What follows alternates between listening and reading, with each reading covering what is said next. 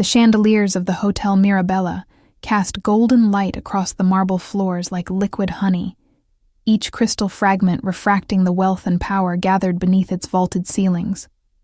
Miami's elite moved through the ballroom in practiced elegance, their laughter carefully measured, their smiles professionally maintained.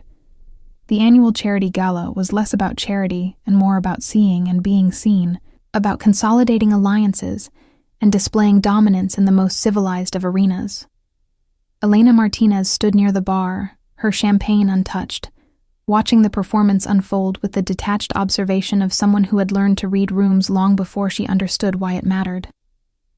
She wore a midnight blue dress that hugged her slender frame with understated sophistication, the fabric catching light as she moved, revealing and concealing in the same breath. Her dark hair fell in loose waves past her shoulders, framing a face that held both vulnerability and something harder, something earned through years of rebuilding what others had broken. At 24, she had learned that beauty could be both weapon and weakness, depending on who wielded it and who perceived it. Tonight, she preferred to be invisible, to complete her duties as Luca Moretti's executive assistant and disappear before the networking became suffocating. 3 years had passed since Adrian had ended their relationship with the casual cruelty of someone discarding a toy that no longer entertained him.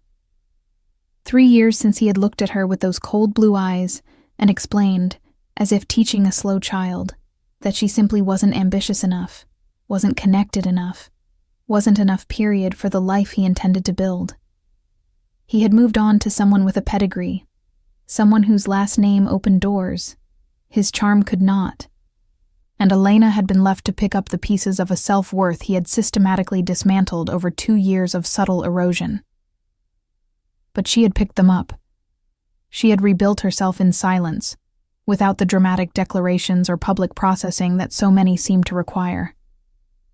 She had taken a position with Moretti Investments, initially as a junior analyst, and had proven herself through competence rather than charm. Luca Moretti had noticed her work ethic, her discretion, her ability to anticipate needs before they were spoken. Within 18 months, she had become indispensable to him, managing not just his legitimate business interests, but occasionally glimpsing the shadows where his real power resided. She knew what he was. Everyone in Miami with any real awareness knew what Luca Moretti was. But he treated her with a respect Adrian never had, valued her mind as much as her appearance, and paid her enough that she had begun rebuilding not just her confidence, but her independence. The crowd shifted near the entrance, a ripple of attention that signaled someone important had arrived. Elena glanced up from her champagne and felt the ground tilt beneath her feet. Adrian Blackwood moved through the gathering with the easy confidence of inherited privilege, his tailored tuxedo perfect, his blonde hair styled with careless precision. He had aged well, she noted with the objectivity of someone no longer invested in his approval. The woman on his arm was exactly what Elena had expected, all refined features and bored elegance, the kind of partner who understood that marriage was a business arrangement with aesthetic requirements. Their eyes met across the ballroom. Elena saw the moment recognition flickered through Adrian's expression, followed immediately by calculation. She had changed since their last encounter, she knew. The softness he had criticized was gone, replaced by a composed strength that came from surviving his rejection and emerging sharper for it. She held his gaze for exactly 3 seconds, long enough to show she was unafraid, short enough to deny him the satisfaction of rattling her, then deliberately turned back to her champagne. She felt him approach before she saw him, that particular displacement of air that came with unwanted attention. Elena. His voice carried the same smooth confidence it always had, as if the past 3 years had been an intermission rather than an ending. I wasn't expecting to see you here. I heard you were working as someone's secretary. The diminishment was intentional, the verbal equivalent of patting her head. Elena took a slow sip of champagne before responding, using the pause to center herself. Executive assistant to Luca Moretti, she corrected, her voice pleasantly neutral. And you're still collecting wives based on their last names, I see. Adrian's smile tightened at the edges. His companion, who had been examining her manicure with studied disinterest, looked up sharply. "This is Vanessa Ashford Blackwood," Adrian said, the hyphenated name doing exactly the work he intended. "We married last year. Vanessa, this is Elena. I'm sorry, what was your surname again?"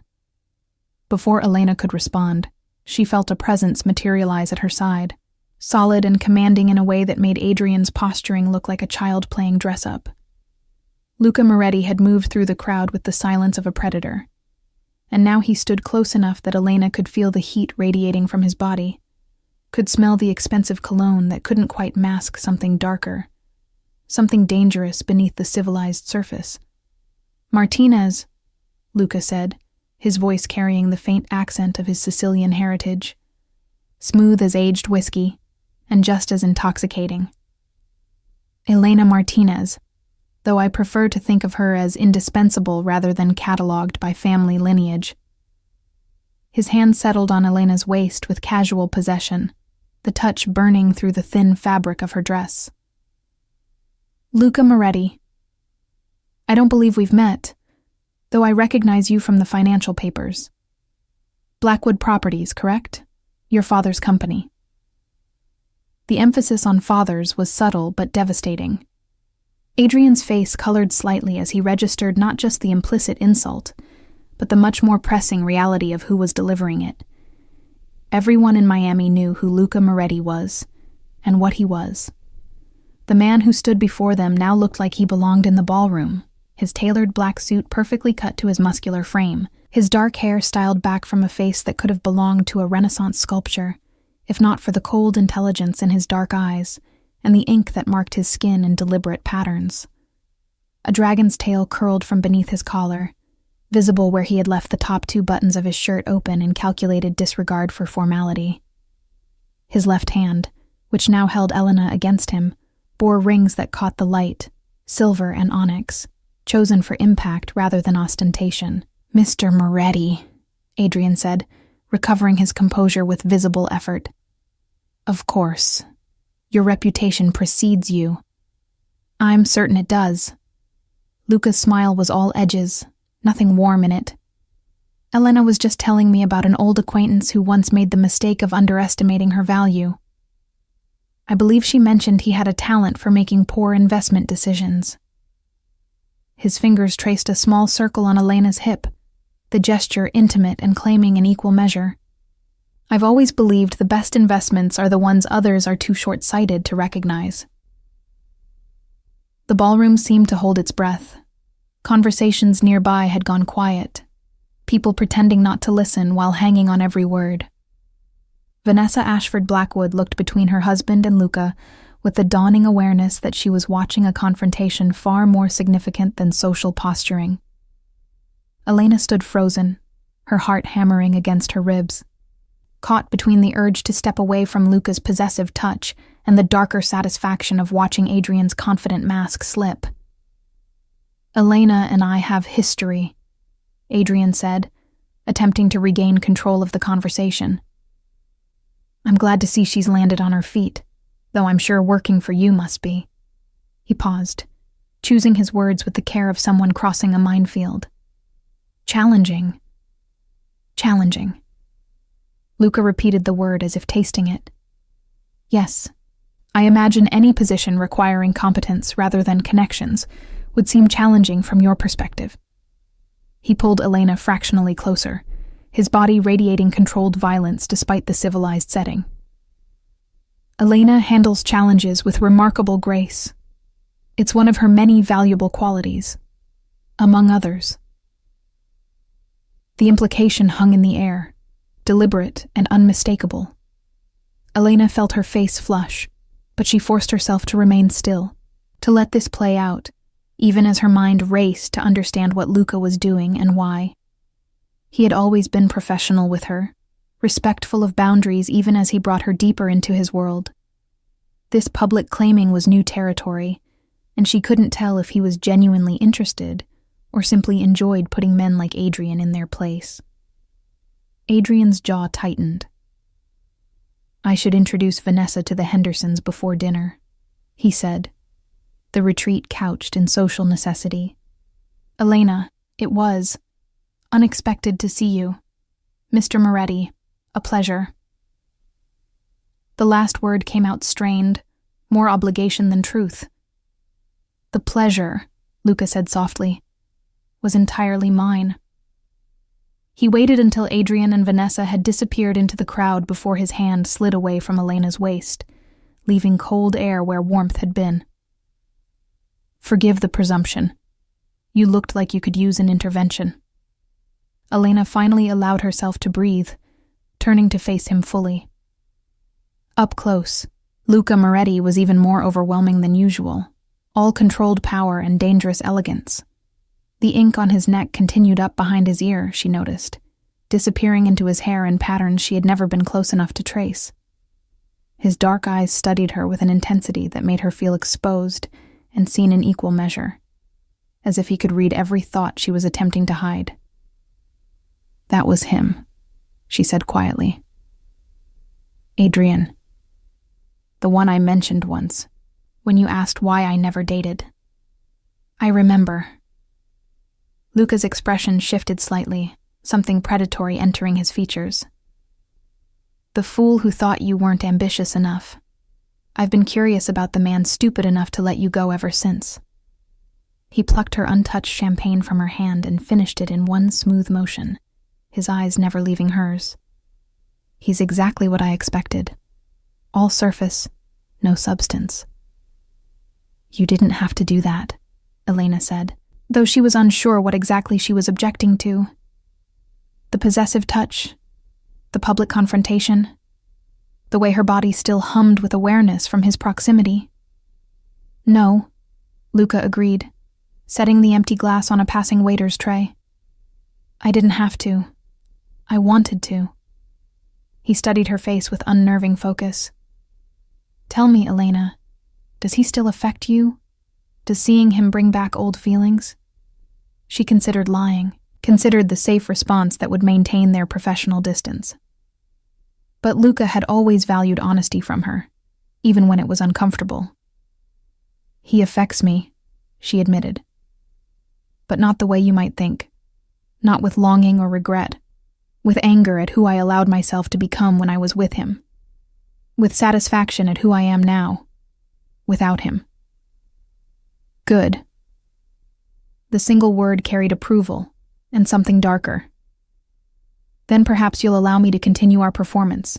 I believe your ex-boyfriend is watching from the terrace, and I've always believed in giving an audience what they need to see." He extended his hand to her, palm up, an invitation rather than a demand. "Dance with me, Elena." Let him watch what he was too blind to appreciate. Elena looked at his offered hand, at the silver rings and the subtle scars that marked his knuckles, evidence of a violence his expensive suits couldn't completely disguise.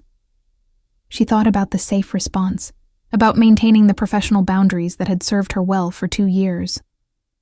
Then she thought about Adrian watching from the terrace, about the smug certainty with which he had dismissed her worth, about the years she had spent rebuilding herself in the aftermath of his careless cruelty. She placed her hand in Luca's. His fingers closed around hers with immediate possession, warm and strong and certain. "Show me," she said softly. "Show me what he lost." Luca's smile was dangerous and beautiful. "With pleasure." The orchestra had transitioned into something slower, something that required bodies to move closer together, rather than maintain the polite distance of faster tempos. Luca led Elena onto the dance floor with the confidence of a man who had never questioned his right to occupy any space he chose. Other couples made room instinctively, some recognition of power causing them to drift away like iron filings repelled by a magnet's wrong pole. Within moments, they had claimed the center of the floor, spotlighted by the chandeliers above, and observed by every person pretending not to stare. Elena's hand rested on Luca's shoulder, feeling the solid muscle beneath expensive fabric, her other hand engulfed by his larger one.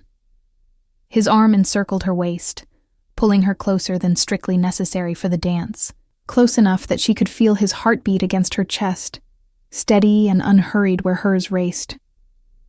She had danced with him before, at corporate events where appearances mattered, but this felt different. Those had been performances of propriety. This was something else entirely. "You're tense," Luca observed, his voice pitched low enough that only she could hear. "Relax, Elena. I won't let you fall." "I'm not worried about falling," she replied, allowing him to guide her into the rhythm. "I'm worried about what happens after this dance ends. After this dance ends, we have dinner. Endure tedious speeches about causes that will receive a fraction of the money spent on this party. And then I take you home." His thumb traced a small circle on her lower back, a gesture so subtle that anyone watching would miss it, but she felt it like an electric current. Unless you're asking about something else. She met his eyes, those dark depths that held secrets she could only guess at. "Why are you doing this? We both know this isn't professional." "No," he agreed, spinning her gently before pulling her back in, closer than before. "It stopped being professional the moment he looked at you like you were something he had discarded and might pick up again if nothing better was available." His jaw tightened briefly, the only sign of the anger he kept leashed beneath his civilized exterior. "I don't allow anyone to treat what's mine with such disrespect." "I'm not yours," Elena said, though the protest sounded weak even to her own ears. "Aren't you?" Luca's question hung between them as he guided her through a turn, his movements precise despite the distraction of their conversation. "You've been at my side for 2 years, Elena. You know things about my business that could destroy me if shared with the wrong people. You've seen me at my worst, my most vulnerable, and never once betrayed that trust. You've made yourself essential to my life in ways that go far beyond typing my correspondence and managing my calendar." He leaned closer, his breath warm against her ear. "If that doesn't constitute belonging to me in some capacity, I don't know what does." The words should have frightened her, the possessiveness in his tone, the casual claim of ownership, the implicit threat in acknowledging she knew too much. All of it should have sent her running. But instead, she felt something unlock in her chest, some tension she hadn't known she was carrying finally releasing. Perhaps she had been his long before tonight, before Adrian reappeared, before this dance. Perhaps she had been his since the first time he had looked at her work and said "excellent" with genuine approval, or the first time he had asked her opinion and actually listened to her answer, or any of the 1,000 small moments when he had treated her as valuable rather than decorative. "He's watching," Elena murmured, catching sight of Adrian on the terrace through the tall windows. Even from this distance, she could see the rigid set of his shoulders, the way Vanessa stood beside him with her arms crossed, clearly displeased about something. "Good." Luca's hand slid slightly lower on her back, the touch bordering on inappropriate, but not quite crossing the line. "Let him see exactly what he threw away. Let him understand that you're not just surviving without him, you're thriving in ways he can't comprehend." "And what about after tonight?" Elena asked, voicing the question that had been building since Luca first touched her waist. "What happens when we're not putting on a show for my ex-boyfriend? Do we go back to pretending this is just a professional relationship?" Luca was quiet for several measures, guiding her through the dance with practiced ease while he considered his answer. When he finally spoke, his voice carried a weight that made her look up sharply. "I've spent 2 years pretending, Elena. 2 years watching you rebuild yourself into someone stronger than the broken girl Adrian Blackwood left behind. 2 years respecting the distance you needed to heal and find your own power." He pulled her flush against him, eliminating even the pretense of propriety, his dark eyes boring into hers. "But I'm done pretending. Seeing him tonight, seeing the way he looked at you like you were still that girl he could dismiss, it clarified something for me. You're not just essential to my business, you're essential to me. And I'm a man who protects what's essential." Elena's breath caught in her throat. She was aware of the stares now, no longer subtle, people openly watching their dance with fascination and speculation. The implications of being publicly claimed by Luca Moretti were not lost on her. He was not a man who made casual gestures or empty declarations. Whatever he was saying now, he meant absolutely, and that meant her life was about to change in ways she couldn't fully anticipate. "I don't need protection," she said, though her voice lacked conviction. "Everyone needs protection," Luca countered. "Even strong people, especially strong people, because they make enemies simply by refusing to break." His hand came up to cup her face, thumb brushing her cheekbone in a gesture so tender it seemed at odds with everything else about him. "I'm not offering to save you, Elena. I'm offering to stand beside you while you save yourself. But I'm also making it clear to every man in this room, especially the fool on the terrace, that you're under my protection now. Anyone who hurts you answers to me." The music swelled toward its conclusion, the final notes hanging in the air like a question waiting to be answered. Elena knew that whatever she said next would set the course for everything that followed. She could step back, thank him politely, and attempt to resurrect the professional boundaries that had kept her safe for 2 years. Or she could acknowledge the truth that had been building between them. Acknowledge that she wanted this dangerous man with his violent world and his unexpected tenderness. Wanted him in ways that had nothing to do with Adrian and everything to do with who Luca was when the rest of the world wasn't watching. The music ended. The ballroom erupted in polite applause. Luca held her gaze, waiting for her decision, his hand still cupping her face as if they were the only 2 people in the room. Through the windows, Elena could see Adrian watching, his face tight with an emotion she couldn't quite read, but suspected was rage tinged with regret. "Show me," Elena whispered, repeating her earlier words but with different meaning now. "Show him what he lost. Show everyone what it means to be yours." Something fierce and triumphant flared in Luca's eyes. Without warning, he pulled her against him and captured her mouth with his, kissing her with a possessiveness that stole her breath and her balance. The kiss was not gentle or tentative. It was claiming and absolute, a public declaration that left no room for misinterpretation. Elena heard gasps from the crowd, felt the weight of hundreds of eyes on them, but none of it mattered because Luca was kissing her like she was oxygen and he had been drowning. Her hands fisted in his shirt, pulling him closer, even as he dominated the kiss. With skill that spoke of experience she suddenly desperately wanted to be the beneficiary of. His tongue swept into her mouth with devastating precision, and she responded with a hunger that surprised them both. The world narrowed to the points where their bodies connected. His hand in her hair, her fingers gripping his shirt, his arm banded across her back, her lips moving against his with desperate need. When he finally pulled back, they were both breathing hard, and the ballroom had gone completely silent. Luca kept her pressed against him, his forehead resting against hers as he caught his breath. Then he turned his head slightly, just enough to see Adrian through the windows, and his expression shifted into something cold and satisfied. He leaned close to Elena's ear, his voice pitched to carry just far enough that the people nearest them would hear, knowing those whispers would spread through the room like wildfire. "Let him watch what he lost," Luca said, the words a dark promise. Let him spend the rest of his life knowing he had something precious and was too stupid to keep it. Elena felt something shift inside her chest, some final piece of her healing clicking into place. She had spent 3 years trying to prove to herself that she was worth more than Adrian's dismissal. But in this moment, with Luca Moretti claiming her in front of Miami's elite, she realized she had been seeking validation in the wrong place. She didn't need Adrian to regret losing her. She needed herself to stop mourning someone who had never deserved her in the first place. "I'm done looking back," she said softly, for Luca's ears alone. "If we're doing this, I'm all in. But I need to know what this is, what you want from me." Luca pulled back enough to see her face, his thumb tracing her swollen lower lip with devastating focus.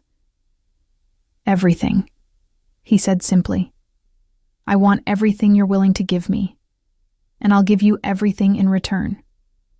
My protection, my loyalty, my truth, even the parts that should frighten you. Because you've already seen the shadows I live in, Elena, and you've never flinched. You've never judged. You've simply been there, competent and steady and strong, making yourself impossible for me to ignore." Your world is dangerous," Elena said, needing to voice this truth before they went further. "I've glimpsed enough to know that being with you means accepting things I can't speak about, seeing things I can't unsee." "Yes." He offered no false reassurances, no promises that he would keep her separate from the darkness. "But you've been walking in that world for 2 years already, handling my legitimate business while knowing exactly what funds those enterprises. The only thing that's changing is that now, when I deal with threats, you'll know that some of those threats might be directed at you because of your association with me." His hand tightened in her hair, not painful, but possessive. "And you'll know that I will burn this city to ash before I let anyone hurt you. Is that something you can accept?" Elena thought about the safe life she could have chosen. The stable corporate job with a man who treated her as an interchangeable employee. The relationship with someone appropriate and boring, who would never kiss her like Luca just had. Never make her feel like the most essential person in his universe. She thought about Adrian and his casual cruelty, about the years she had wasted trying to be enough for someone who had never valued what she offered. Then she looked at Luca Moretti, this dangerous, beautiful man who ruled the underworld and somehow saw her as precious and made her choice. "I can accept it," she said, "on one condition." His eyebrow arched, intrigued. "Name it." "You respect that I'm not some delicate thing that needs to be kept in the dark. If I'm going to be with you, truly with you, then I need to understand your world fully. No sanitized versions, no protecting me from the truth. I'd rather face reality and choose you with open eyes than live in ignorance and false safety." For a long moment, Luca simply stared at her, something like wonder crossing his features. Then he smiled, and it was genuine warmth, rather than the cold satisfaction he had directed at Adrian. "You continue to surprise me, Elena Martinez. Most people beg me to keep them ignorant. You're demanding truth." "Most people," Elena said, "aren't worth your time." "No," Luca agreed, pulling her in for another kiss, this one softer but no less possessive. "They're not." When he released her, he kept her hand in his, turning to face the watching crowd with deliberate challenge. "Shall we give them something else to talk about? I believe dinner is about to be served, and I find I'm suddenly very hungry." As they walked off the dance floor together, Elena caught sight of their reflection in one of the tall mirrors that lined the ballroom. They looked devastating together, she had to admit. Her dark hair and midnight dress a perfect counterpoint to his dark suit and dangerous elegance. Their bodies moving in sync, like they had been designed to fit together. She looked powerful beside him, not diminished but amplified, her own strength complementing his rather than being overshadowed by it. Behind them, the ballroom erupted into furious whispers, speculations spreading like wildfire. Elena knew that by tomorrow, everyone in Miami would know that Luca Moretti had publicly claimed someone, something he had never done before. The implications would ripple outward, affecting business and social dynamics in ways she couldn't fully predict. She had just painted a target on her own back by associating herself so publicly with him. But as Luca guided her toward their table, his hand warm and solid in hers, Elena found she didn't care about the whispers or the implications, or even the danger. For the first time in 3 years, she felt alive rather than simply surviving. Whatever came next, whatever price this choice carried, she would face it with eyes wide open and this dangerous man at her side. Through the windows, she caught one final glimpse of Adrian, his face twisted with rage and something that might have been regret. Vanessa was already stalking away from him, clearly done with whatever scene he was creating. Elena felt a flash of satisfaction, sharp and sweet. But then Luca leaned close and whispered something darkly humorous in her ear, and she forgot about Adrian entirely. Some chapters of her life were finally, definitively closed, and some chapters were just beginning. Dinner passed in a haze of awareness, each course served and consumed, while Elena tried to process the seismic shift her life had just undergone. Luca kept her close throughout the meal, his hand finding hers under the table, his attention divided between the tedious conversation at their table and the much more interesting conversation his touch conducted against her skin. She was seated between him and Marcus Chen, one of Luca's business associates, a man whose legitimate investments in real estate masked less legitimate interests that Elena had learned not to ask about directly. "You've caused quite a stir tonight," Marcus observed quietly, his tone carefully neutral. He was one of the few people in Luca's orbit who treated Elena as an equal, rather than an ornament. "People are wondering if they should be sending congratulations or condolences." "Both, probably," Elena replied, managing a smile despite her racing thoughts. "Congratulations that I've apparently landed one of Miami's most eligible bachelors. Condolences that said bachelor comes with complications that make Game of Thrones look simple." Marcus barked a laugh, drawing attention from nearby tables. "I like her," he said to Luca, who had been talking to someone else but was clearly monitoring their conversation. "She's got humor about the situation. That's rare in our world." "She's got a lot of qualities that are rare," Luca said, his dark eyes settling on Elena with an intensity that made her skin warm. "Including the good sense to know exactly what she's getting into and choose it anyway." "Bold," Marcus acknowledged. "Though I suppose she'd have to be, working for you for 2 years and maintaining her sanity. Most of your assistants don't last 6 months before they realize you're more demanding than they anticipated." "Elena isn't most assistants," Luca said simply, as if that explained everything. Perhaps it did. The speeches began, the obligatory addresses from charity organizers and major donors, all carefully crafted to tug at heartstrings while celebrating the generosity of people who spent more on single evenings than many families saw in years. Elena had attended enough of these events to recognize the performance, the way guilt and pride were weaponized to extract donations. She watched Luca write a check during one particularly moving speech about children's education, the amount casual enough that he didn't even blink, large enough that several people at nearby tables craned their necks trying to see the figure. "Do you actually care about literacy programs?" Elena murmured. "Or is this just the price of admission to these circles?" "Both," Luca admitted. "I care because education is the only legitimate way out of the life I was born into, even if I chose to return to that world on my own terms as an adult, and it's absolutely the price of admission. If I don't donate generously to causes the elite care about, they start asking uncomfortable questions about where my money comes from." He signed the check with a flourish and handed it to the organizer who had approached their table. "It's cheaper to buy goodwill than to deal with investigations." "Pragmatic," Elena observed. "Always."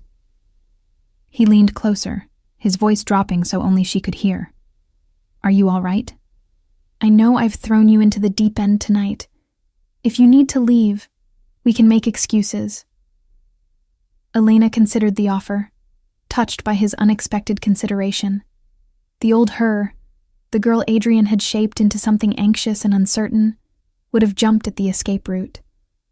But the woman she had become, the one who had survived and rebuilt and emerged stronger, wasn't interested in running. "I'm fine," she said, meeting his eyes. "Nervous, maybe, aware that everyone is watching us and speculating, but not fragile. I don't break easily anymore." Something fierce flashed in Luca's expression, approval and desire tangled together. "No," he agreed. "You don't. But knowing you're strong doesn't mean I won't destroy anyone who tries to test that strength." The casual violence in his tone should have been frightening. Instead, Elena felt protected in a way she hadn't experienced before. Adrian had claimed to care for her, but his version of care had been conditional, dependent on her meeting his standards and never embarrassing him. Luca's protection was absolute, unconditional, and probably illegal, in several ways she didn't want to examine too closely. Elena. The voice came from behind them, familiar and unwelcome. Adrian had apparently decided that Luca's public claiming wasn't sufficient deterrent to approach their table. He stood at a distance that was trying to seem casual, but telegraphed his nervousness, Vanessa conspicuously absent. "Could I speak with you privately for a moment?" Before Elena could respond, Luca's hand closed around her thigh under the table, possessive and warning. "Anything you need to say to Elena can be said here," he said, his tone pleasant in the way that dangerous men could sound pleasant while making threats. "In front of me." Adrian's jaw tightened. "This is a private matter between Elena and myself. Our history—" "Your history," Luca interrupted, still in that pleasantly deadly tone, "ended 3 years ago when you made the catastrophic error of deciding Elena wasn't worth your time. What you're attempting now is trespassing on someone who belongs to me. I'm trying to decide if I find that amusing or insulting." "She's not property," Adrian snapped, finally showing real emotion. "You can't just claim ownership of a person." "No," Luca agreed. "I can't. But Elena chose to accept my protection and my claim. She did so publicly, in front of everyone here, when she kissed me back like she was drowning, and I was air."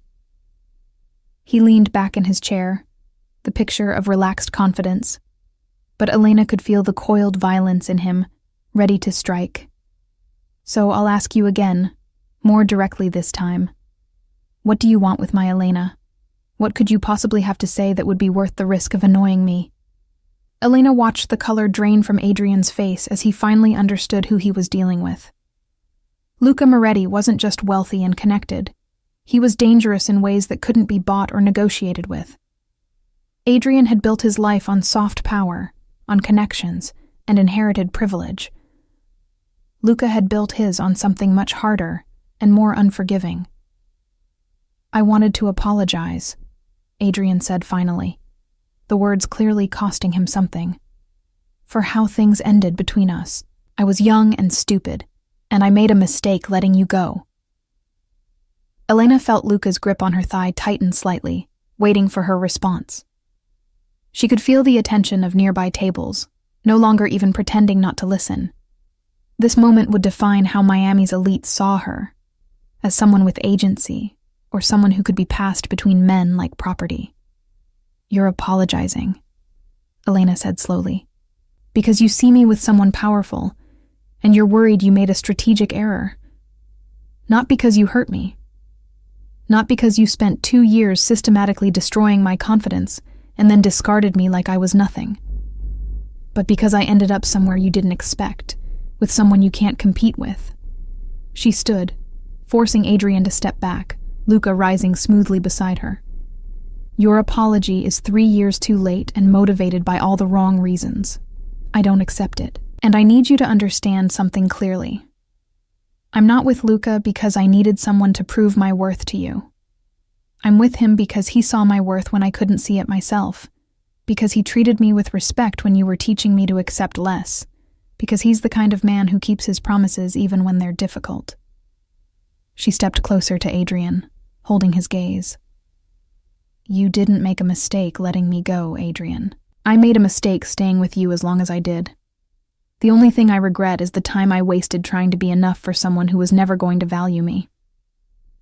Adrian's face flushed red.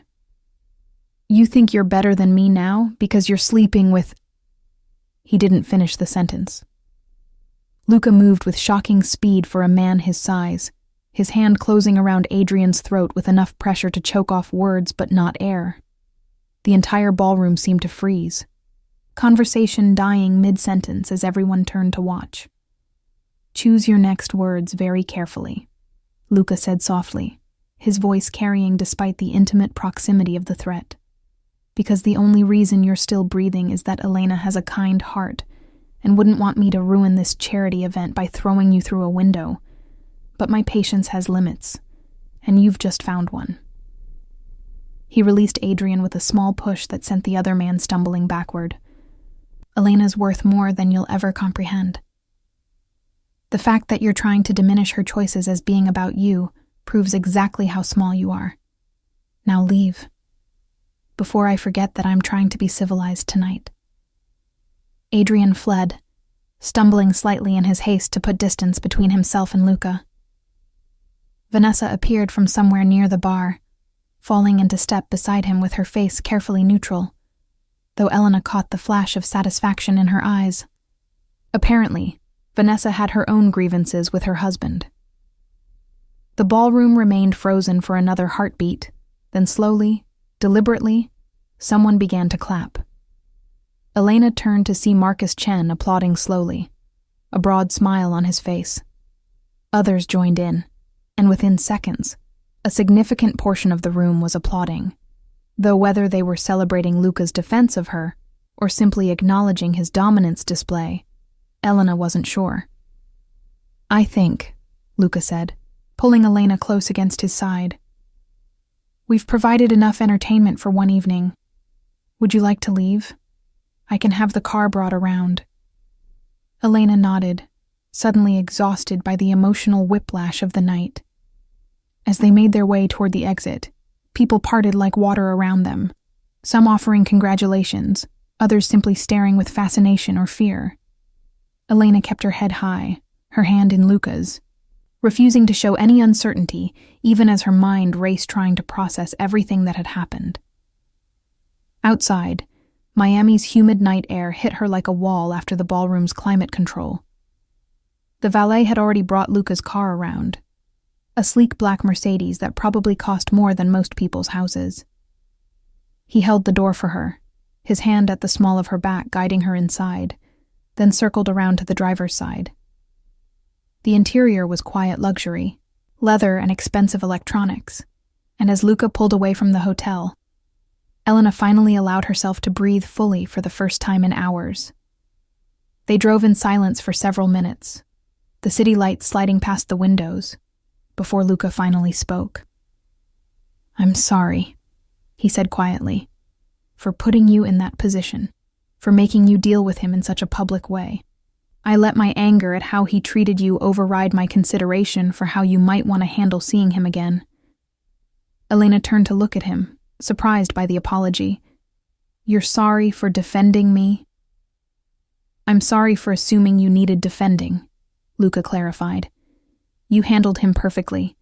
Better than I did, actually. My solution was violence. Yours was truth. That's always been the difference between us." "I liked that you wanted to defend me," Elena admitted. "Adrian never did. Whenever someone was rude to me or dismissive, he would tell me I was being too sensitive, that I needed to develop thicker skin. Having someone actually get angry on my behalf was..." She trailed off, searching for the right word. "Validating." "He's a fool," Luca said flatly. "And that's the last time his name crosses my lips tonight. I don't want to spend what's left of this evening discussing men who never deserved your time." He glanced at her as they stopped at a red light. "Where am I taking you? Home? Or somewhere else?" The question was weighted with meaning. Home meant her apartment, meant space and time to process, meant maintaining some distance while they figured out what this new dynamic between them would look like. Somewhere else meant his penthouse, meant no distance, meant diving into whatever this was with both feet and no safety net. Elena thought about the safe choice, the careful choice, the choice that would give her time to be certain. Then she thought about Luca's kiss, about the way he had held her like she was precious and claimed her like she was essential, about the fact that she had already spent 3 years being careful and safe, and it had only led to loneliness and professional competence without personal joy. "Somewhere else," she said softly. "Your place. I don't want to be alone tonight." Luca's hand found hers across the center console, threading their fingers together. "You won't be," he promised. "Not tonight. Not any night you don't want to be." As they drove through Miami's glittering streets toward whatever came next, Elena felt that same sensation from the dance floor, of chapters closing and chapters beginning, of becoming someone new while reclaiming parts of herself she had lost. The girl Adrian had broken was gone, replaced by a woman who knew her worth and chose dangerous, beautiful men who saw it too. Behind them, the Hotel Mirabella's lights faded into the distance, and with them, the last remnants of a life Elena no longer wanted. Luca's penthouse occupied the top 3 floors of a building in Brickell, the windows offering panoramic views of Miami's skyline and Biscayne Bay beyond. Elena had been here before, of course, for work, collecting documents, waiting while Luca finished business calls, occasionally staying late when deals required her presence. But entering now, with his hand at the small of her back and the explicit understanding of what this visit meant, everything felt different. The space that had been impressive but impersonal transformed into something intimate, charged with possibility, and the kind of nervous anticipation that came with crossing thresholds that couldn't be uncrossed. The elevator opened directly into his living space, a testament to wealth and security concerns in equal measure. The decor was masculine elegance: dark leather furniture, exposed brick walls, carefully chosen art that suggested both wealth and taste. But Elena noticed details now that she hadn't paid attention to before. The books stacked on the coffee table weren't for show. They were worn, actually read, their spines creased with use. A chess set sat on a side table mid-game, as if he had been playing against himself. Personal photographs in simple frames showed a younger Luca, with people she assumed were family, his arm around an older woman with his same dark eyes, the Sicilian countryside golden behind them. "You're nervous," Luca observed, shrugging out of his jacket and hanging it with care before turning to face her fully. "Second thoughts?" "No," Elena said honestly, setting her clutch on the entry table. "Not second thoughts. Just processing. 6 hours ago, I was your assistant preparing for a boring charity event. Now I'm in your penthouse after you publicly claimed me in front of half of Miami's elite and physically threatened my ex-boyfriend. It's a lot of change for one evening." "It is," Luca agreed, moving toward the bar and pouring 2 glasses of something amber and expensive. "Which is why we're going to slow down. No expectations, Elena. You're here because neither of us wanted to be alone tonight, because the evening was intense, and we both need to decompress. Anything else that happens is a choice, not an obligation." He handed her one of the glasses, and Elena recognized the gesture for what it was: a return of control, a reminder that she had agency even here, even with him. She took a sip of the whiskey, feeling it burn pleasantly down her throat, warming her from the inside. "And if I said I didn't want to slow down? If I said I've spent 2 years being careful and controlled and I'm tired of it?" Luca's eyes darkened with interest, but he maintained his distance. "Then I would ask if you're certain that's what you want, and not just adrenaline and vindication talking. Because once we cross certain lines, Elena, there's no going back to what we were. Our professional relationship will be complicated by personal entanglement. Your safety will be more at risk because being with me romantically paints a larger target on you than being my assistant ever did. People who want to hurt me will see you as leverage." He set his own glass down untouched. "I need you to understand that before you make decisions you can't unmake." "I understand," Elena said, moving closer to him deliberately, watching his control strain as she invaded his space. "I've understood for longer than you might think. Did you know I can tell when you're dealing with something violent? You come back to the office with a particular kind of tension, a hardness in your eyes that takes hours to fade. Did you know I've covered for you with legitimate business partners, created alibis without you even asking because I understood instinctively what needed to be protected? I've been complicit in your world for 2 years, Luca. The only thing that's changing is the nature of that complicity." "Elena." Her name came out rough, strained. You don't know what you're asking for. Don't I? She set her own glass down and stepped closer still, close enough to feel the heat radiating from his body. You think I don't understand that being with you means accepting darkness? That sometimes you'll come home with blood under your fingernails that no amount of washing can fully clean? That I'll know things I can never speak about and see things that will give me nightmares? She placed her hand flat against his chest, feeling his heart race beneath her palm. I'm not naive, Luca. I'm just done pretending I want safe and boring when what I actually want is standing right in front of me. For a long moment, Luca stood perfectly still, some internal battle playing out behind his eyes. Then something in him broke, or maybe chose, and he pulled her against him with barely restrained force, his mouth crashing down on hers with the kind of hunger that had been building for far longer than one evening. This kiss was different from the one at the gala, that had been performance and claiming. This was need, raw and desperate. 2 years of professional distance dissolving in the space between one breath and the next. Elena's hands fisted in his shirt, pulling him impossibly closer as his tongue swept into her mouth with devastating skill. He tasted like whiskey and want, and she responded with a hunger that matched his, all the pent-up tension of their careful professional relationship exploding into this moment of permission. His hands roamed her back, finding the zipper of her dress and lowering it with agonizing slowness, his fingers tracing the newly exposed skin with reverent attention. Bedroom, Elena gasped against his mouth, impatient with the slow reveal. No. Luca's voice was rough with desire, but firm with intent. Not bedroom. Not for this first time.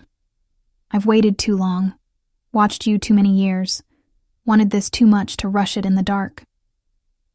He guided her backward toward the floor-to-ceiling windows, Miami's lights creating a glowing backdrop. I want to see every expression, every reaction. I want you to know exactly who's touching you, who's worshiping you the way you deserve. The dress slipped from her shoulders, pooling at her feet in a whisper of expensive fabric. Elena stood before him in just her heels and undergarments, exposed and vulnerable, but refusing to cover herself, refusing to show uncertainty, even as her heart raced. Luca stepped back, his eyes tracking over her with an intensity that made her skin flush, cataloging every curve and plane like he was memorizing her. Beautiful, he murmured, reaching up to loosen his tie with deliberate slowness. I've imagined this so many times, Elena. But reality is so much better than imagination.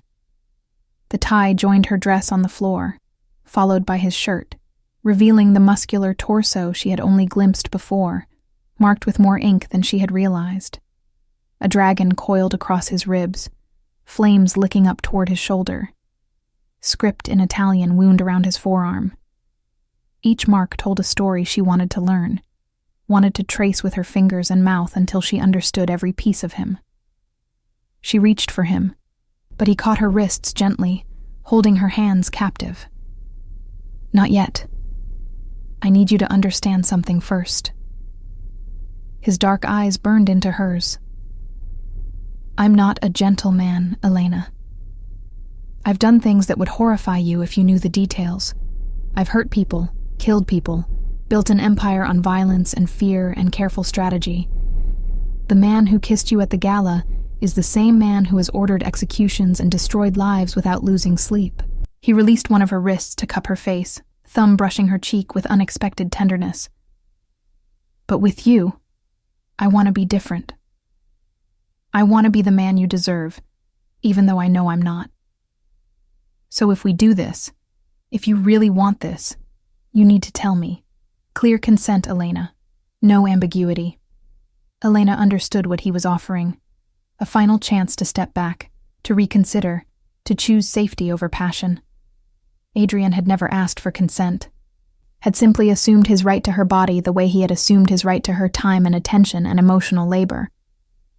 But Luca, this dangerous man who ruled an empire built on violence, was asking permission with a vulnerability that made her throat tight. I want this, she said clearly, holding his gaze.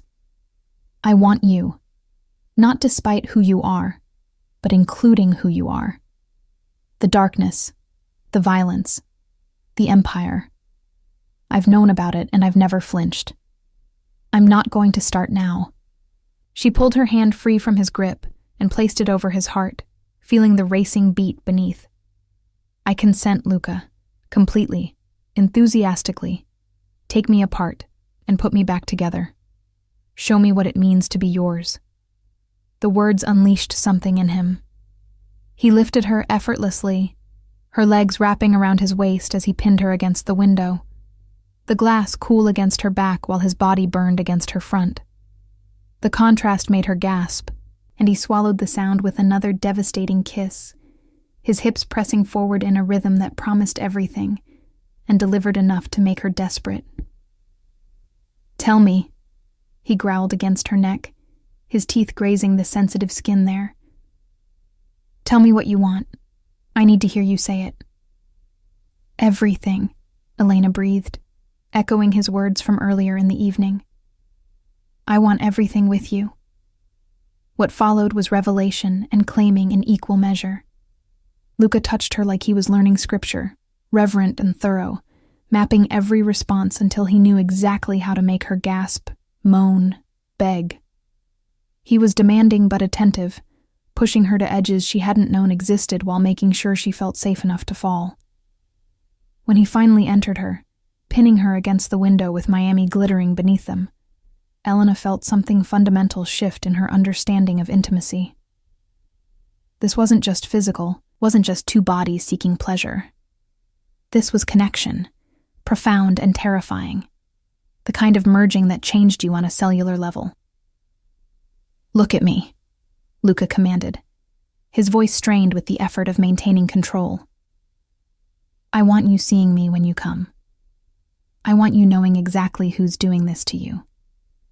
Elena forced her eyes open, meeting his dark gaze as he moved inside her with devastating precision. She could see everything in his expression. Desire, possession, something deeper that might have been love, or might have been obsession, or might have been both tangled so completely that separation was impossible. And in that moment, with Miami as their witness and pleasure building toward something catastrophic, Elena finally understood what it meant to be claimed by someone who would burn the world for you.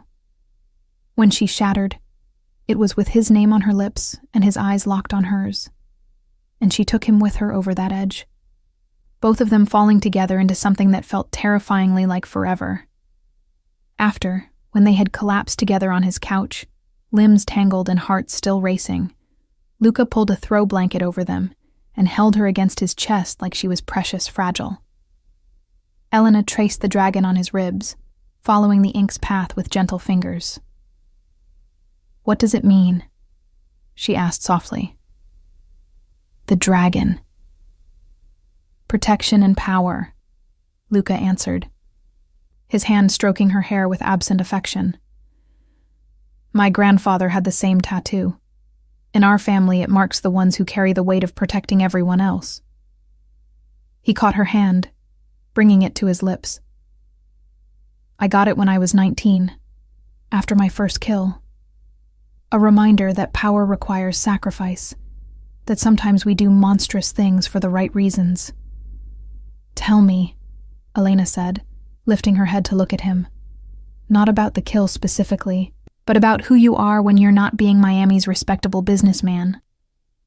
"I meant what I said. I want the truth, Luca. All of it." So he told her.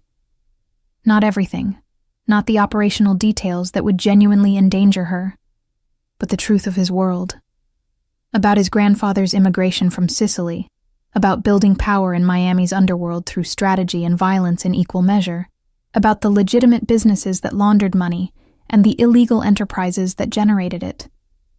He told her about the codes he lived by, the lines he wouldn't cross even in a world built on crossing lines. He told her about the families under his protection, the businesses that paid for his shield, the politicians and police who took his money and looked the other way.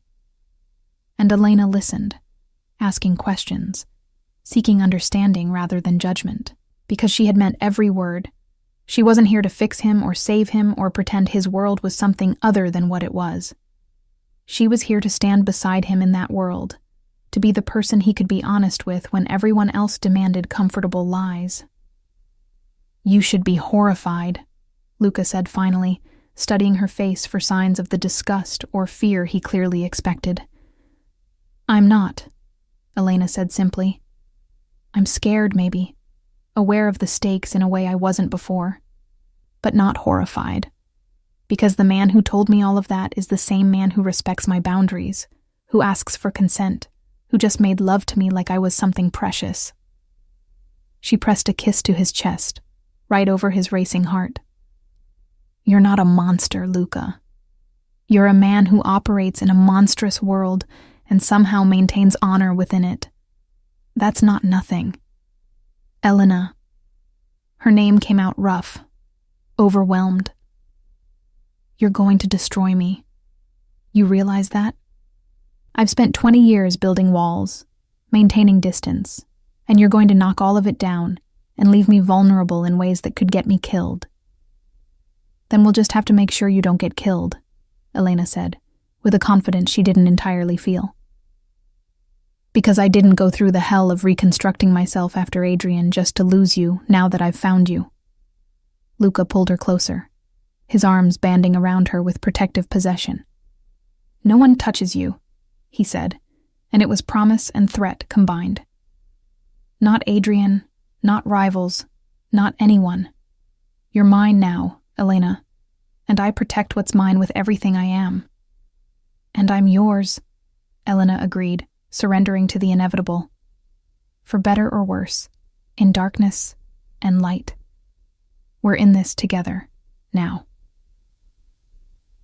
Outside the windows, Miami gleamed in the darkness, beautiful and dangerous, and full of possibilities both glorious and terrifying. And inside Luca's penthouse, two people who had been cautiously circling each other for years finally stopped pretending they didn't want to collide. The night stretched ahead of them, full of whispered confessions and shared vulnerabilities, bodies learning each other with patient thoroughness, building something that would either save them both or destroy them completely. Either way, there was no going back. They had crossed the line, and on the other side waited a future neither of them could fully predict, but both of them were willing to fight for. The morning arrived with brutal sunlight streaming through floor-to-ceiling windows, and Elena woke in Luca's bed with the ache of someone who had been thoroughly loved, and the confusion of someone whose life had fundamentally shifted overnight. Luca was already awake, propped against the headboard with a tablet in hand, conducting business despite the early hour, but his other hand rested in her hair, fingers moving through the tangled strands with absent affection, anchoring her even as he worked. "What time is it?" Elena mumbled, not yet ready to face the reality of morning and the implications it brought. 7, Luca said, setting the tablet aside to focus on her completely. "I let you sleep as long as possible, but we need to talk about practical matters before the day gets away from us." Elena sat up, pulling the sheet with her in an attempt at modesty that made Luca's lips quirk with amusement. "Practical matters sounds ominous."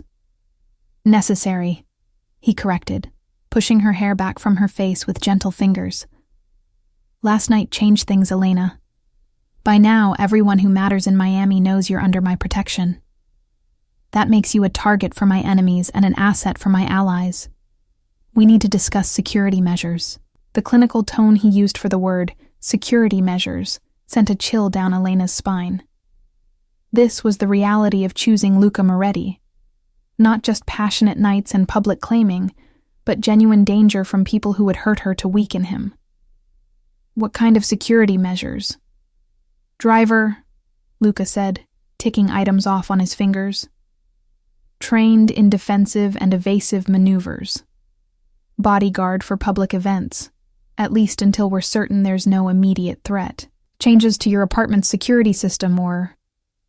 He paused, watching her face carefully. "You could move in here. This building has better security than anything else in Miami. and I'd sleep better knowing you were protected." "That's fast," Elena said, though she couldn't deny the appeal. "We've been officially together for less than 12 hours and you're already asking me to move in." "I'm asking you to be safe," Luca corrected, but his voice softened. "But yes, it's fast. If you're not ready for that step, I understand. We can upgrade your place instead. I just need you protected, Elena. The people who move in my world don't play by civilized rules." Elena processed this, weighing independence against security, familiar space against the comfort of proximity to Luca. "Can I think about it? The moving in part, I mean. I'll accept the security upgrades wherever I'm staying, because I'm not stupid enough to refuse protection when you're telling me I need it." "Of course." Relief flashed across Luca's face, as if he had been worried she would reject all of it. "There's something else. Your position at the company. People are going to talk, Elena. They're going to assume you slept your way into your job, that everything you've accomplished was because I wanted you in my bed, rather than because of your actual competence." "Let them talk," Elena said with more confidence than she felt. "I know my worth. You know my worth. Anyone who matters knows I earned my position long before last night happened." "Still," Luca pressed, "I want to offer you a choice. You can continue as my executive assistant, and we'll deal with the whispers together. Or I can promote you to a different position, put you in charge of one of the legitimate divisions where your talent would be obvious to everyone. Same salary increase you would have gotten anyway, but with a title that makes it clear you're valued for your mind, not your relationship with me." It was a generous offer, Elena recognized, and one that showed Luca understood the professional complications their relationship created. "What do you want?" she asked. "Honestly, which option works better for you?" Luca was quiet for a moment, considering. "Selfishly, I want you at my side.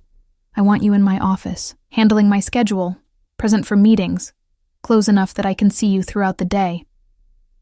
But that's about my comfort, not your career. You're better than an assistant position, Elena. You have business instincts I could use in a dozen different capacities. So the real question is, what do you want?" Elena thought about it, weighing options and implications. "I want to stay your assistant," she said finally. "Not because I'm afraid of a bigger role, but because I like being that close to the center of things.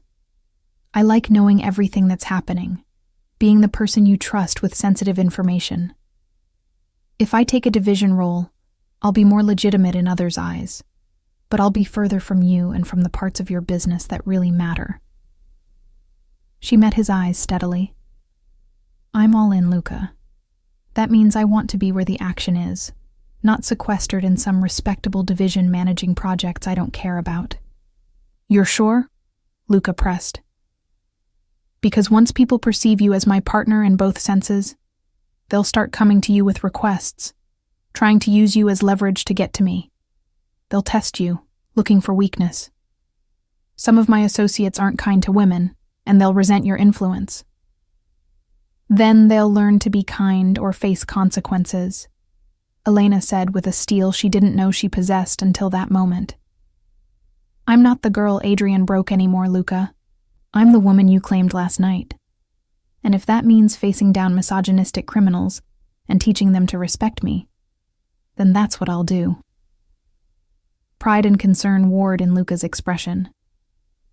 "You're magnificent," he murmured, pulling her in for a kiss that promised to derail the conversation entirely. But he pulled back with visible effort.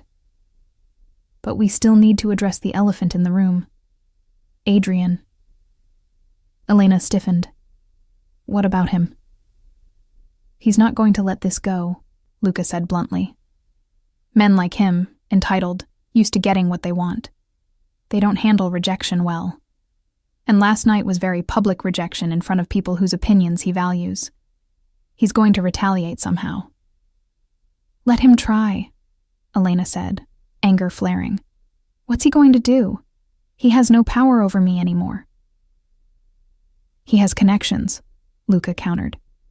And he's stupid enough when injured pride is involved to do something reckless. I'm having him watched, but I need you to be careful. Don't go anywhere alone, especially not places you went together. If he approaches you, don't engage. Call me immediately. The protective intensity in Luca's voice was simultaneously comforting and concerning. You think he's dangerous, Adrian? Elena couldn't quite reconcile the image of her ex-boyfriend, all smooth charm and corporate networking, with genuine threat.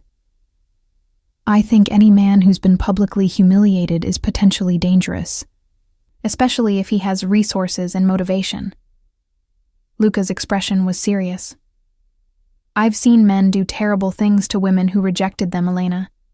I won't risk you because we underestimated his capacity for vindictiveness. They were interrupted by Luca's phone buzzing with insistent urgency. He glanced at the screen and his expression darkened. It's Marcus. I need to take this. Elena nodded, using the privacy to gather her scattered clothes from the night before and retreat to the bathroom. Her reflection in the mirror showed someone who looked thoroughly loved. Kiss-swollen lips, marks on her neck that Luca's mouth had left deliberately visible, her hair a tangle of sex and sleep. She looked different than she had 24 hours ago, she realized. Something in her eyes was fiercer, more certain, like she had found a piece of herself that had been missing and now felt complete. When she emerged, dressed in her rumpled gala outfit and feeling somewhat ridiculous, Luca was waiting with his expression grim. We have a problem. What kind of problem? The kind where your ex-boyfriend is even stupider than I gave him credit for. Luca showed her his phone, displaying a screenshot Marcus had forwarded. It was a Facebook post from Adrian, carefully worded, but clear in its implications. Warnings about Elena being involved with organized crime, suggestions that she was complicit in illegal activities, veiled accusations wrapped in concern-trolling rhetoric. Elena felt her blood run cold. He's trying to ruin my reputation. He's trying, Luca agreed. But he's doing it so clumsily that it's going to backfire spectacularly.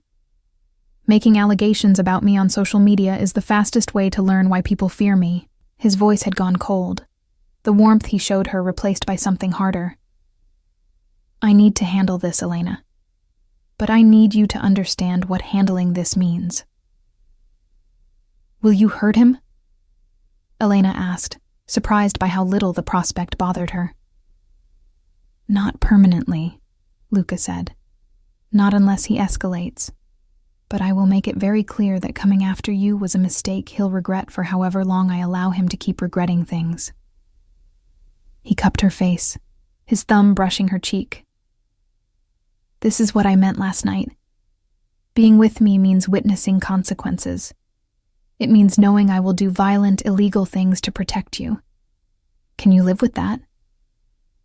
Elena thought about Adrian's smug face as he had approached their table, the entitlement in his voice as he had tried to diminish her choices. She thought about 3 years of rebuilding herself after his casual cruelty, about the scars that still ached when she let herself remember how small he had made her feel. And she thought about Luca, this dangerous man who treated her like she was precious, who had publicly claimed her and would burn the city to keep her safe. Yes, she said simply. I can live with that. In fact, I think I prefer it to the alternative of letting him think he can attack me without consequences. Luca's expression shifted, something fierce and approving entering his features. You understand that makes you complicit? That knowing I'm going to hurt him and approving means you're as much a part of his world now as I am? I crossed that line when I kissed you back last night, Elena said. When I came here knowing what you are and what being with you would mean. I'm not innocent anymore, Luca, and I'm okay with that. Adrian chose to make himself your enemy. He gets to live with what that means. Then I need to go, Luca said, but he pulled her in for one more kiss, this one deeper and more possessive than necessary. Stay here. The security system is active, and Marcus is sending someone to watch the building. I'll have clothes and toiletries brought up for you. Make yourself comfortable. This might take a few hours. Be careful, Elena said, surprised by how much she meant it, how quickly he had become essential to her sense of safety. Always. He kissed her forehead with unexpected tenderness. And Elena, thank you for choosing this, for choosing me, even knowing the cost. After he left, Elena explored the penthouse more thoroughly, finding evidence of the man behind the reputation in unexpected places. The kitchen was well stocked with actual food, not just the expensive wine and takeout containers she might have expected from a bachelor. The bookshelves held an eclectic mix: Italian classics alongside American thriller fiction, books on philosophy next to books on military strategy. A guitar sat in one corner, worn with use, and Elena had a sudden vision of Luca playing late at night when sleep wouldn't come. She was examining a photograph of what appeared to be Luca as a teenager, standing with an older man in front of a Sicilian villa, when her phone buzzed with multiple notifications.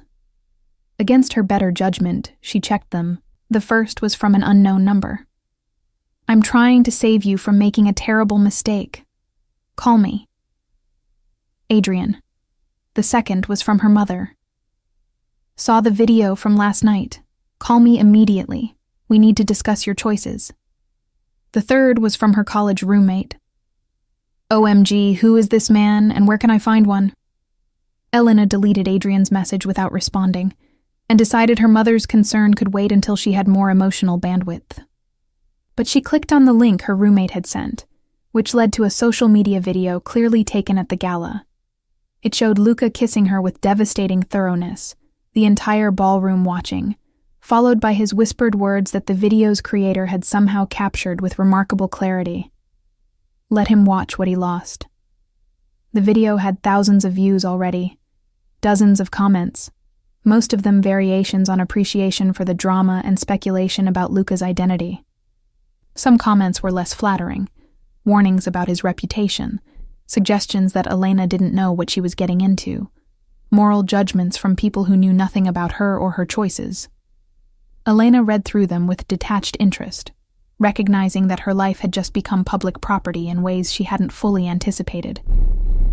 This was the price of being with someone like Luca.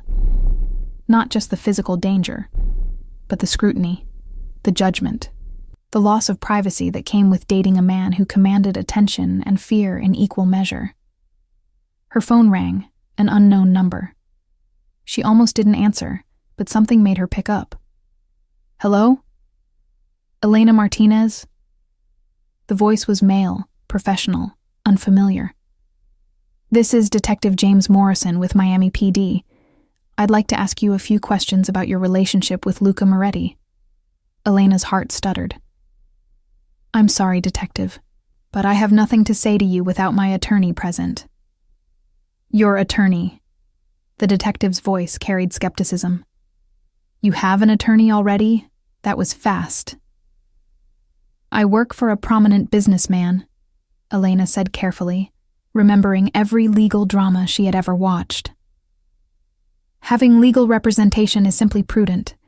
If you'd like to schedule a formal interview, you can contact my lawyer and arrange it. Otherwise, I have nothing more to say.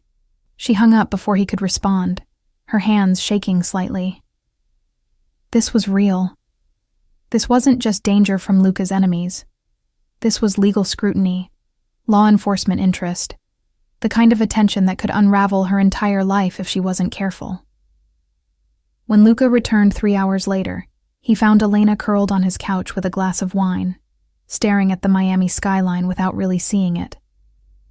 He took one look at her face and moved immediately to her side, pulling her against him without asking what was wrong. Tell me, he said simply. So she did. About the detective's call, about Adrian's message, about the video going viral, and the comments that ranged from supportive to vicious. She told him about the fear that had settled in her chest, the growing awareness that she had stepped into a world much larger and more dangerous than she had fully grasped last night, in the heat of passion and vindication. Luca listened without interrupting, his hand stroking her back with patient comfort, When she finally wound down, he kissed the top of her head and said, "First, I'm calling my attorney immediately. He'll represent you if the police pursue this, and he's the best in Miami at making investigations disappear. Second, Adrian won't be contacting you again. I've made it very clear what will happen if he does." "What did you do?" Elena asked, not entirely sure she wanted to know. "Nothing permanent," Luca assured her. But he understands now that his social media campaign was remarkably stupid. His accounts have been deleted, his posts removed, and he's been encouraged strongly to leave Miami for an extended period. If he refuses, then consequences escalate. But I suspect he's smart enough to take the exit being offered. "You're sure he'll go?" "I showed him photographs," Luca said flatly. "Photographs of what happens to people who make me truly angry. And I explained that attacking you made me very, very angry. So yes, I'm quite sure he'll go." Elena processed this, the casual violence of it, the efficiency with which Luca had neutralized a threat. She should have felt horror, she thought, should have been disturbed by how easily he could terrorize someone into exile. Instead, she felt safe, protected, like she had finally found someone who would actually keep her secure, rather than just promising to. "I love you," she said suddenly, surprising herself with the declaration.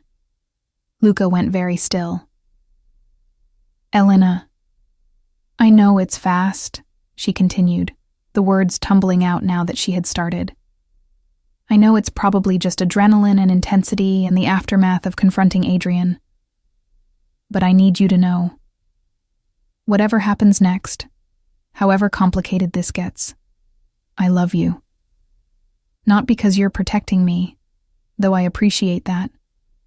Not because you're powerful, or wealthy, or dangerous. But because when I'm with you, I remember who I wanted to be before Adrian convinced me I was worthless. Because you see me, Luca, really see me, including the broken parts, and you treat all of it like it's valuable." For a long moment, Luca simply stared at her, his dark eyes intense with an emotion she couldn't quite name. Then he kissed her, gentle this time rather than passionate, like she was something fragile that required careful handling. "I loved you long before last night," he admitted against her lips. "I've loved you since you handled a supplier meeting when I was dealing with a crisis, since you made decisions without waiting for permission, because you understood what I needed, even when I couldn't articulate it. I've loved you since you looked at the darkness in my world and didn't run, didn't demand I change, just learned to navigate it alongside me." He pulled back to see her face clearly. "So yes, Elena, I love you too. Desperately. Dangerously, in ways that probably aren't healthy, but feel more real than anything else in my life." They stayed like that for a long time, holding each other while Miami buzzed with life beyond the windows, while Adrian fled the city he had once considered his domain, while Luca's enemies plotted and planned and looked for weaknesses they wouldn't find because Elena Martinez was not a weakness. She was the thing that made Luca Moretti stronger than he had ever been alone. Outside, the sun began its descent toward evening, painting the sky in shades of orange and pink, beautiful and temporary like everything else worth having. And inside Luca's penthouse, two people who had found each other against all odds, held on tight, and prepared for whatever came next. Because in their world, happy endings weren't guaranteed. They were fought for, protected with violence and devotion in equal measure, earned through surviving every attempt to tear them apart. And Elena and Luca were just getting started. The weeks following the gala fell into a rhythm both exhilarating and exhausting, as Elena navigated her new role as both Luca's professional right hand and his publicly acknowledged partner. The transition wasn't seamless. Some of his associates struggled to accept her authority, testing boundaries until Luca made it painfully clear that disrespecting Elena was equivalent to disrespecting him. One particularly obtuse lieutenant learned this lesson after making a crude comment about her position, and while Elena never learned the specifics of his punishment, the man apologized with genuine terror the next time he saw her and never made that mistake again. She moved into the penthouse after 2 weeks, accepting that her apartment's security upgrades still couldn't match the fortress Luca had built for himself. Besides, she admitted privately, she slept better wrapped in his arms, the steady rhythm of his breathing beside her, the only thing that quieted the occasional nightmares about Adrian or detectives, or the shadowy enemies who existed at the periphery of Luca's world. Her belongings integrated seamlessly into his space, her books joining his on the shelves, her clothes claiming half his enormous closet, her presence transforming the penthouse from a bachelor's domain into something that felt like home. The legal scrutiny Elena had feared materialized more slowly than expected, but Detective Morrison remained persistently interested in her relationship with Luca. She attended 3 interviews with Luca's attorney present, answering questions with careful honesty about her legitimate work, while revealing nothing about the shadows where real power moved. Morrison was smart enough to know she was holding back, and frustrated by his inability to crack her composure. But without concrete evidence of wrongdoing, he could do nothing but watch and wait for mistakes they were careful not to make. Adrian, as promised, had left Miami. Elena heard through mutual acquaintances that he had taken a position with his father's company's New York office, that Vanessa had filed for divorce citing irreconcilable differences, that his social circle had largely abandoned him after his spectacular public humiliation. She felt no triumph at his downfall, discovering that the vindication she had imagined tasted more like indifference. He had been significant once, had shaped years of her life through his casual cruelty. But now he was simply irrelevant, a footnote in the story of how she had become the woman who stood at Luca Moretti's side without flinching. But Adrian's absence didn't eliminate threats. It simply made room for new ones. 6 weeks after the gala, Elena was working late in Luca's home office, reviewing quarterly reports for one of his legitimate shipping companies, when Luca burst through the door with an urgency that immediately sent her adrenaline spiking. "We need to go," he said without preamble, already pulling her to her feet. "Now, there's been a development." "What kind of development?" Elena asked, abandoning her computer and grabbing her phone. "The kind where a rival decided that since they can't hurt me directly, they'll go after what I value most." His jaw was tight with controlled fury as he guided her toward the private elevator that led to the penthouse's secured garage. "I've got security mobilizing, but until I know how serious the threat is, I'm getting you somewhere safe." They drove through Miami's streets with Marcus at the wheel, Luca making rapid-fire calls in Italian, while Elena tried to calm her racing heart. The something safe turned out to be a heavily guarded estate in Coral Gables, one of several properties Luca maintained for exactly these contingencies. The house was beautiful in that impersonal way of places designed for function rather than living, all clean lines and security features disguised as architectural elements. "How long do I need to stay here?" Elena asked once they were inside, watching through bulletproof windows as armed men positioned themselves around the perimeter. "Until I've dealt with the threat," Luca said, his attention divided between his phone and her face. "A day, maybe 2. Lorenzo Salvatore has decided to make a play for my territory, and he's stupid enough to think threatening you will make me weak." His expression was cold fury, the civilized veneer completely stripped away to reveal the dangerous man beneath. He's about to learn exactly how wrong that assumption is. "Let me stay with you," Elena said impulsively. "I'm safer at your side than hidden away like some fragile thing that needs protecting." "No." The word was absolute, non-negotiable. "This is the part where you trust me to handle things, Elena, where you let me do what I do best without worrying that a stray bullet might catch you. I can't be strategic if I'm constantly concerned about your safety. I need you here, secured, so I can focus on making Lorenzo regret ever speaking your name." Elena wanted to argue, to insist on her right to stand beside him in all aspects of his life. But she saw the genuine fear beneath his anger, recognized that her safety was the one thing that could distract him enough to make mistakes. "Promise me you'll come back," she said instead, gripping his shirt with desperate fingers. "Promise me this Lorenzo person doesn't get lucky." "He won't." Luca kissed her with bruising intensity, pouring everything he couldn't say into the contact. I love you too much to die now, when we've barely started building this life together. I'll come back, Elena. I always come back. He left her there with 4 guards, encrypted phones, and instructions to trust no one except Marcus if something went wrong. The next 36 hours were the longest of Elena's life, stretched by uncertainty and the kind of helpless worry that came with loving someone who lived violently. She tried to work, to read, to sleep, but nothing could quiet her mind's conjuring of worst-case scenarios. When Luca finally returned, he looked exhausted, and there was blood on his shirt. Not his, he assured her immediately, but he was whole and safe, and that was all that mattered. She threw herself into his arms with relief, so profound it made her knees weak, and he held her like she was the only thing keeping him upright. "It's done," he said simply. "Lorenzo is no longer a concern, and I've made it clear to everyone else that you are completely off limits. No games, no threats, no attempts to use you as leverage. Anyone who tries will face consequences that make what happened to Lorenzo seem merciful." Elena didn't ask for details, didn't need to know the specifics of how Luca had neutralized this threat. She simply held him, feeling the tension slowly drain from his body as the adrenaline faded and exhaustion took its place. They stayed in the safe house one more night, needing the privacy and security to reconnect without the pressure of their normal lives.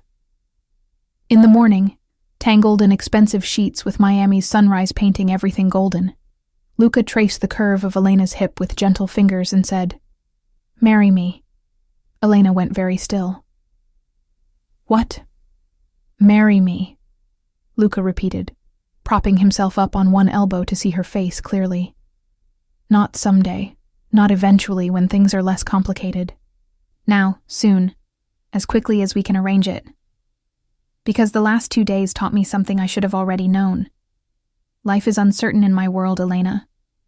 Threats emerge without warning, and I could die tomorrow despite all my precautions. And if I die, I want to die knowing I made you mine in every way possible. I want my name attached to yours, want the legal protections that marriage provides, want everyone to know you're not just my partner but my wife." He cupped her face, his dark eyes intense with sincerity. "I want to build something permanent with you in a world where nothing is promised. Say yes, Elena. Take the risk with me." Elena's eyes filled with tears she didn't try to hide. A year ago, even 6 months ago, she would have said the proposal was too fast, too dangerous, too much too soon. But that was before she had loved Luca, before she understood that sometimes the right choice was the reckless one, that playing it safe meant missing out on the best things life offered. "Yes," she said, watching his expression transform from tense anticipation to profound relief. "Yes, I'll marry you. I'll take every risk with you, Luca. Today, tomorrow, for however long we get." They married 3 weeks later in a small ceremony at the Coral Gables estate, surrounded by the people who mattered most: Marcus and a handful of Luca's trusted associates, Elena's mother who cried through the entire ceremony despite her ongoing concerns about her daughter's choices, and a judge who owed Luca enough favors not to ask questions about the expedited timeline. Elena wore a simple cream dress that cost more than her first car, and Luca wore a perfectly tailored suit with his grandfather's cufflinks. And when they said their vows, every word felt like both promise and prayer. The reception was intimate and beautiful. Dinner and dancing under string lights, while Miami's elite speculated from a distance about the wedding they hadn't been invited to. Elena danced with her new husband and felt something settle in her chest, not the ending of her story, but perhaps the conclusion of one chapter and the beginning of another.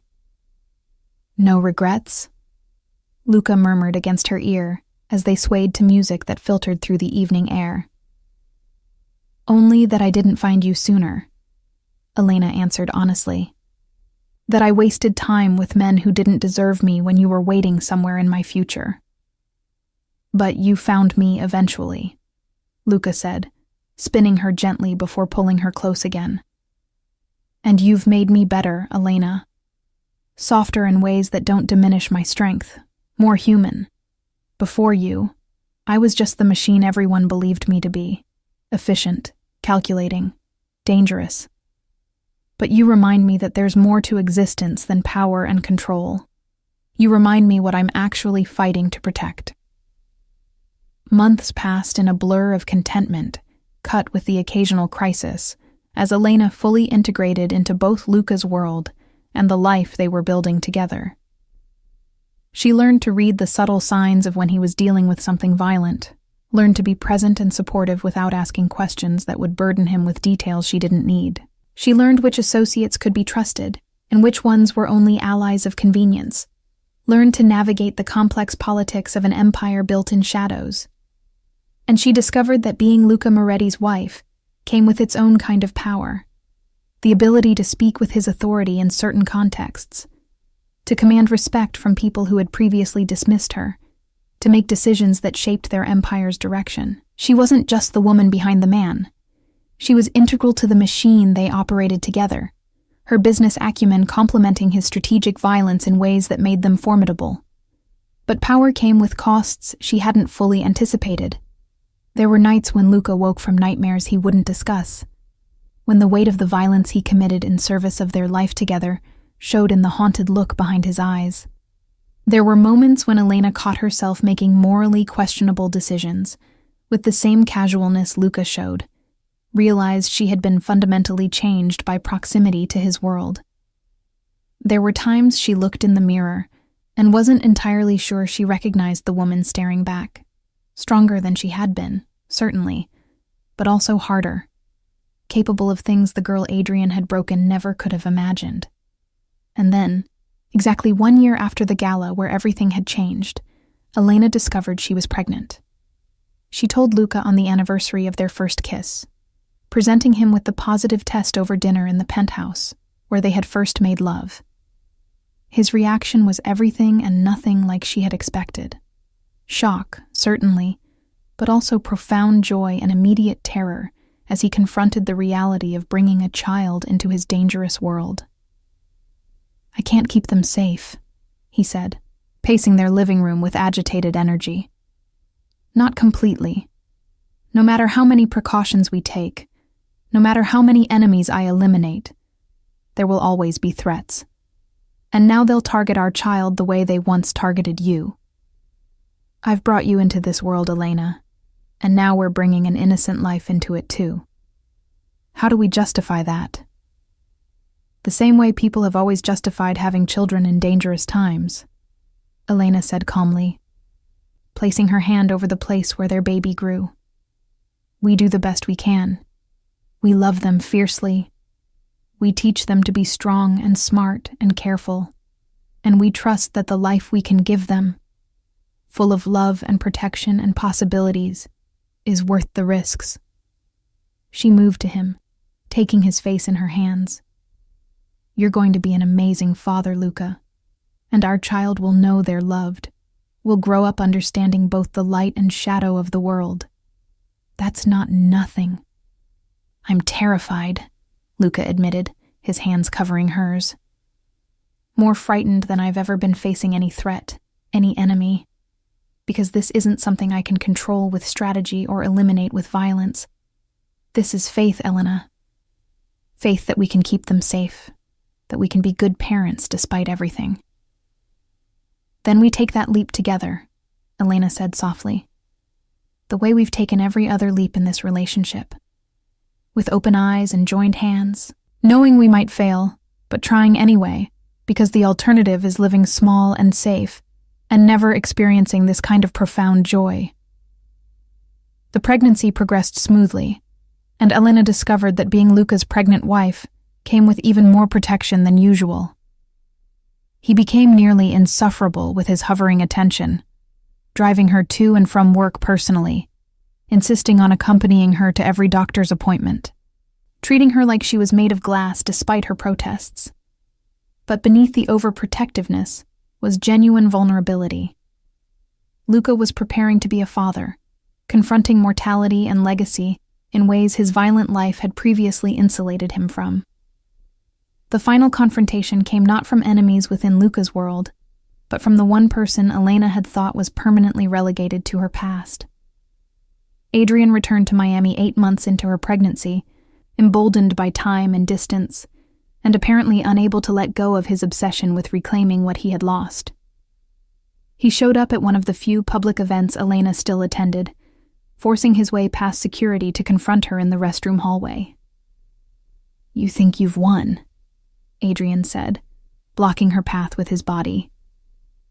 "You think marrying that criminal and carrying his bastard makes you better than me. But I see through it, Elena. You're still the insecure girl I dated, still desperate for validation, still—" He didn't finish the sentence. Luca appeared with the silence of a predator, his hand closing around Adrian's throat with enough pressure to cut off air and words simultaneously. The violence in his expression was absolute, the civilized mask completely abandoned. "I told you," Luca said quietly, his voice carrying more menace for its calmness. "What would happen if you ever came near her again? I gave you a chance to leave Miami and never return.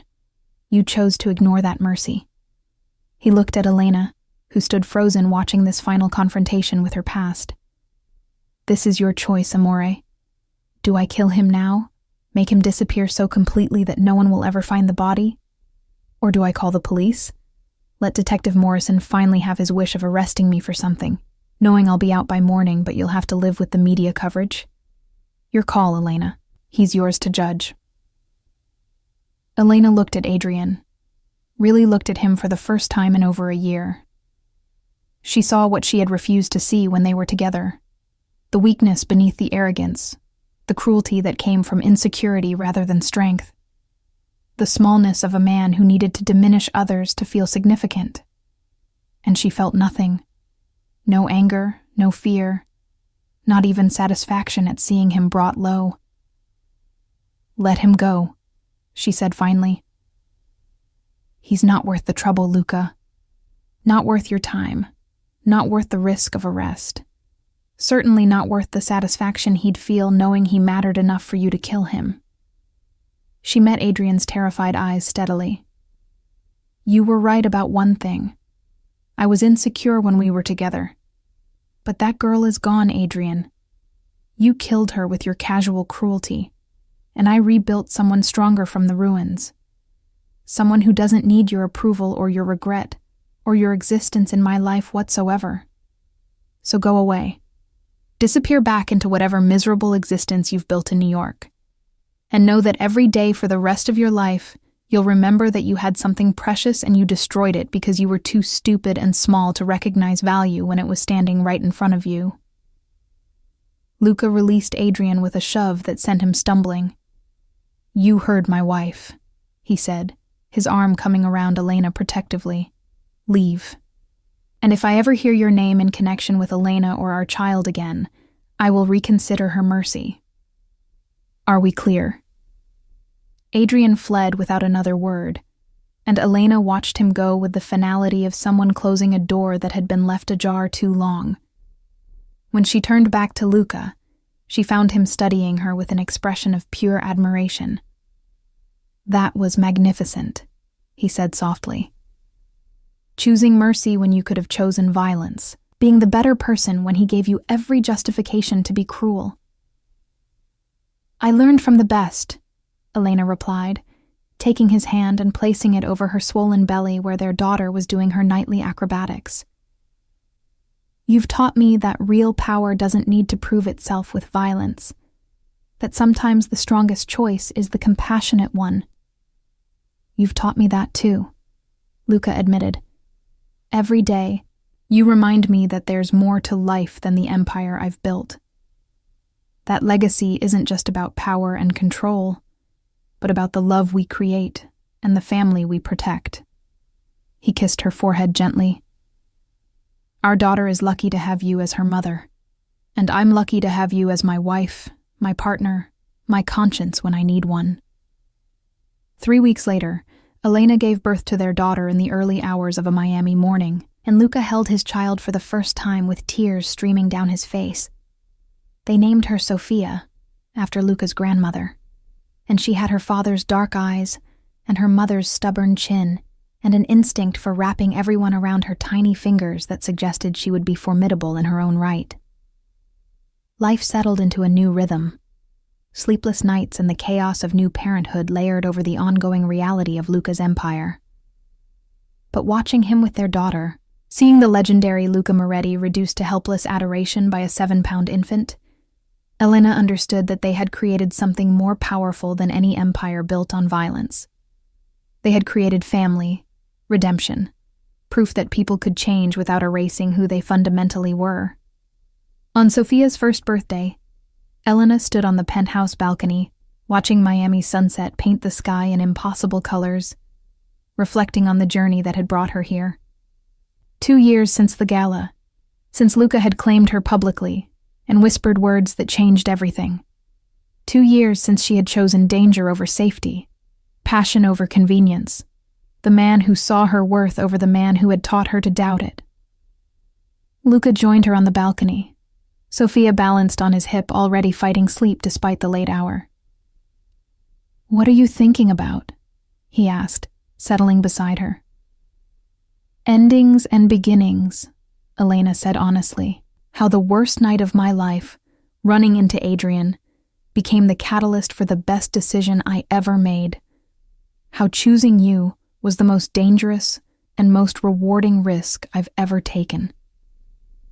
She looked at their daughter, whose dark curls caught the dying light, and felt her heart expand with love so fierce it was almost painful. How we've built something beautiful in the shadows, something that might not make sense to anyone else, but is absolutely perfect for us. "No regrets?" Luca asked, echoing his question from their wedding day. "None," Elena answered, and meant it completely. "Every choice, every risk, every moment of fear.